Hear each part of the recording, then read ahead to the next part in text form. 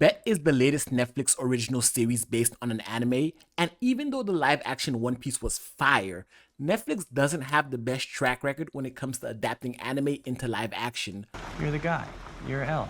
Yeah, well, that's not. So I didn't have high hopes for the show Bet, but as I watched the series, it actually got worse than I thought. So let's break it down. Bet is actually the live action version of the Netflix anime Kakegurui, which is also the name that Yumiko goes by, and it's the name of the club that Yumiko's parents were a part of that ended up killing them.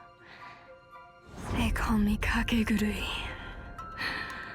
Compulsive gambler.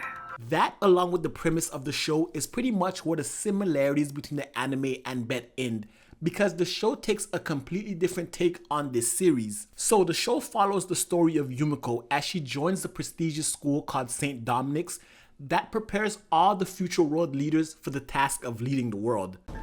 That place has produced some of the most despicable people on the planet. Children of CEOs, kings, warlords, presidents, etc. all attend this shadowy school as they prepare themselves for the harsh realities of this world by gambling. What? No, you heard me right. Gambling. Yumiko wanted to go to St. Dominic's to find out who killed her parents. You see, when Yumiko was a child, she was trained by her mom in the art of gambling until her parents' car was blown up, killing both parents in front of her. Or so we think, since the ending kind of reveals that one of her parents potentially survived, but we'll get into that later. Yumiko then spends the rest of her life training for the opportunity to get revenge. So, when she finally gets into St. Dominic's, her plan is to rise up the hierarchy to become one of the top 10 students at the school so that she can join the student council. So she will be invited into a special alumni meeting so that she can hopefully meet her parents' killer face to face to get her revenge. Let's talk about this plan of yours. I think it's good, except it sucks. On her first day of school, which is the first episode of the season, Yumiko arrives at St. Dominic's in time for us to witness Ryan versus Mary in a one-on-one duel. And we learn pretty much everything we need to know about how things work in St. Dominic's, how the top 10 cheat to make sure they win their games. We see it from Mary all throughout the first episode to the point where it's ridiculous, but it's because the consequences of losing risk you becoming a house pet. I need a stool, house pet.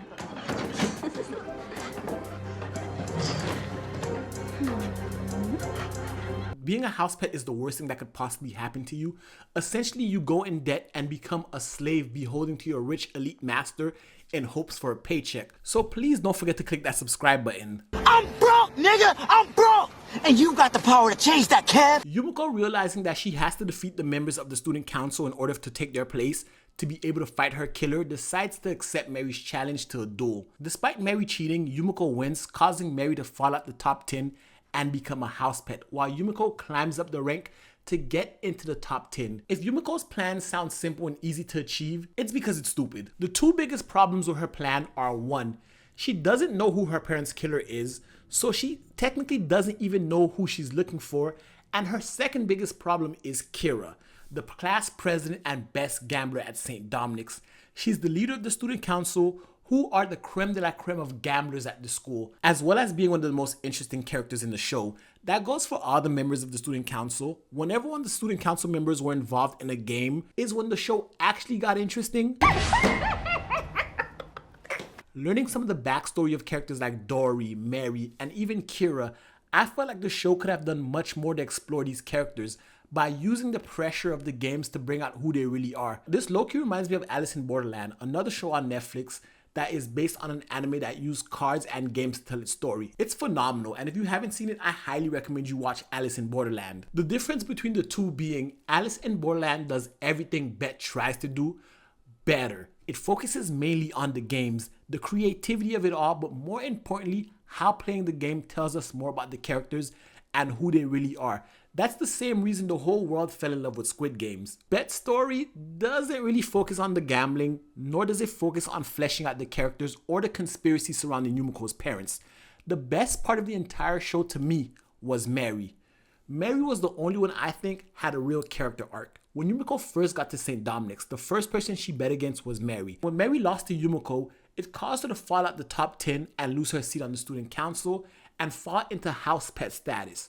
Her journey from the character we met in the first episode to becoming who she becomes in episode 10 is the best part of the show. If we got more of that for some of the other characters, this show would live up to the legacy of the anime, unlike what we actually got with the character of Yumiko, who never grew or faced any real obstacle in this entire first season. Even when she lost a bet, did she really lose? As everything seemed to always work out towards her end goal, getting her into the top 10 so she can find the person who killed her parents. And how ultimately, even though it might have been Michael's dad Gabriel, aka Jay, that killed her parents, the truth is everyone in the Kakegurui Club was involved. But that information had no weight to it because ultimately we didn't connect with Yumiko as a character or her mission, and she was kind of cringe. Her plan made no sense, along with the mystery of her lineage and why she would hide that from her friends. I find all of it weird. For the kids and the parents of St. Dominic's to be the richest and most powerful people in the world, they have connections and access that no one should have. We're talking the deep state. Deep Koch brothers, deep state. But then no one was able to find out about Yumiko's heritage. With that being said, let's break down the character of Yumiko and how it's the failure of her character that made the show what it is. Yumiko's story starts with the death of her parents. From that moment on, her guardian Miss Kawamoto takes her on and trains her to be the ultimate gambling spy assassin, until she's finally accepted in St. Dominic's. That works as a premise, which is why I think the first episode was the best.